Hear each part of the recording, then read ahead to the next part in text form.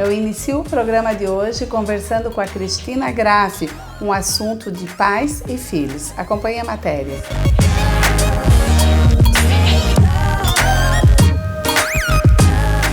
Todos os pais desejam filhos confiantes, com bons relacionamentos pessoais, bem-sucedidos profissionalmente, felizes.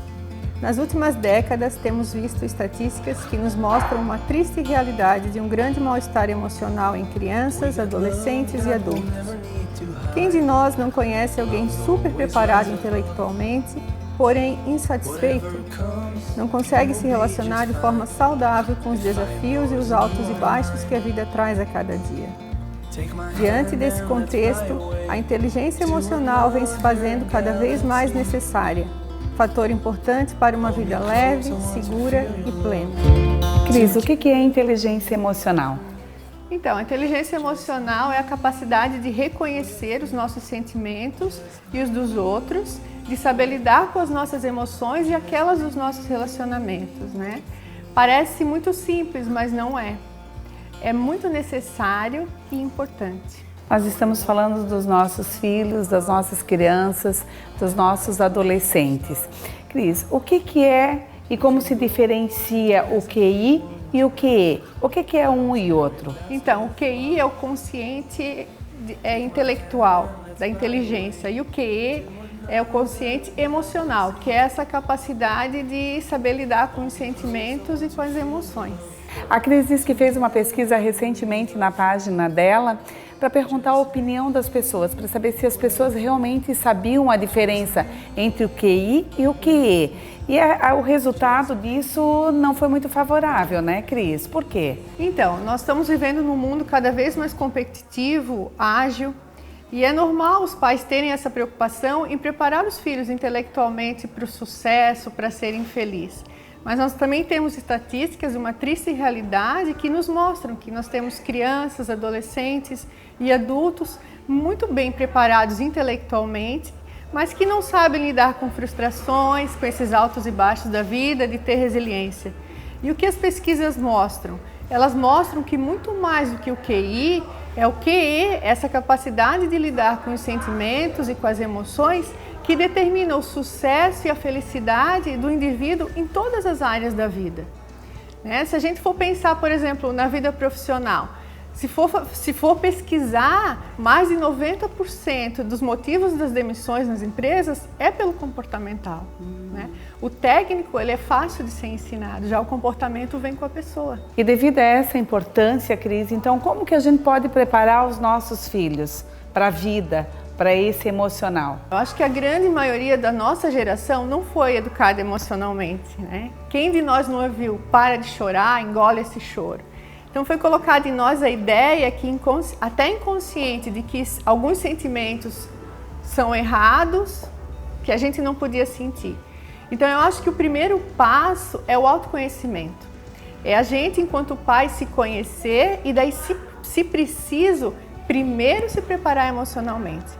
Porque como que eu vou educar um ser emocionalmente se eu não estou preparada? Os pais têm que estar preparados também. A gente entra naquela velha questão, né, do exemplo.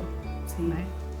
E aí depois eu falar para o meu filho sobre sentimentos, falar sobre frustração, que eu também sinto medo, que eu sinto raiva, mostrar para ele que não é errado, que é normal.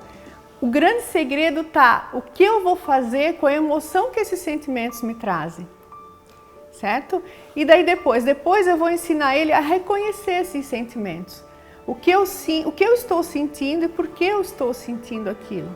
Depois, ensinar os filhos a reconhecer e nomear esses sentimentos. O que eu estou sentindo e por que eu estou sentindo.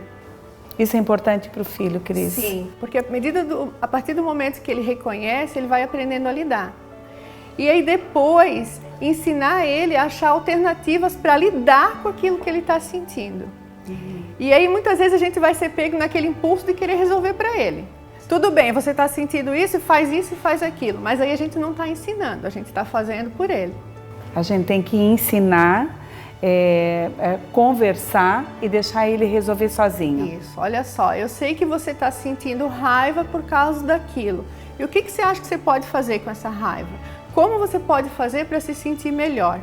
Quer ver um exemplo? Outro dia eu estava falando com um jovem e ele compete profissionalmente, e ele me falou, eu fui competir e perdi. E ele tinha se preparado bastante, falou, nossa, eu senti muita raiva, muita frustração, como se aquilo fosse uma coisa errada. E eu falei, que bom que você sentiu isso. Ele me olhou assim meio assustado.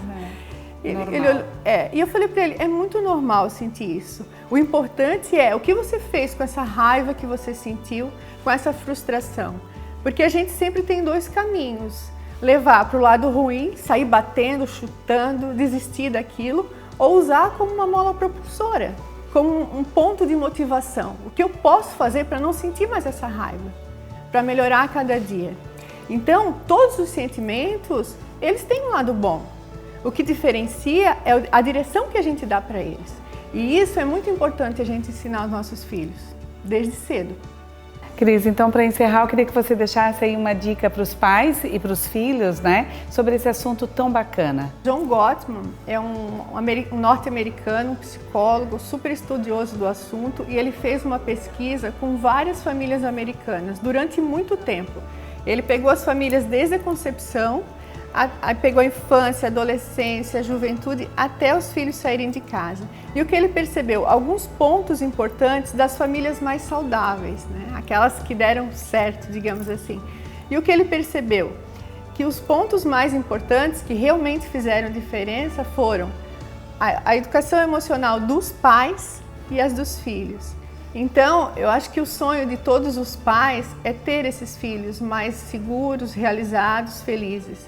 E um dos grandes segredos está nessa educação emocional. E o outro, na quantidade de amor que a gente coloca nessa relação. Quase chorando.